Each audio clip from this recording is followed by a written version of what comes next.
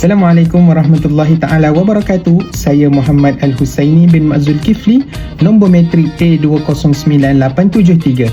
Jadi pada hari ini saya nak tunjukkan hasil lukisan pokok saya, okey, seperti yang kita nampak di gambar ini. Okey, boleh kita lihat yang mana saya menggunakan prinsip gaya lukisan realism, iaitu satu lukisan yang memberi pendekatan, menekankan satu gambaran objek itu secara semula jadi dan mendekati keadaan yang lebih sebenar, lebih real. So dari segi teknik, saya menggunakan pensel untuk menghasilkan garisan yang lembut dan kawalan tona yang lebih teliti.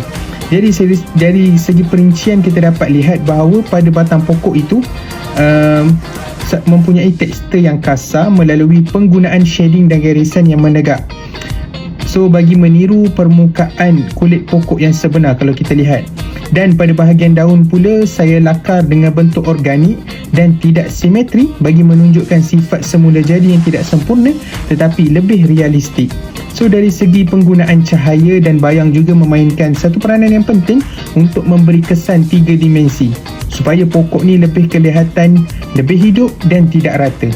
So walaupun ringkas, tetapi lukisan ini menekankan pemerhatian terhadap alam dan kepekaan terhadap detail yang merupakan asas utama di dalam aliran realism.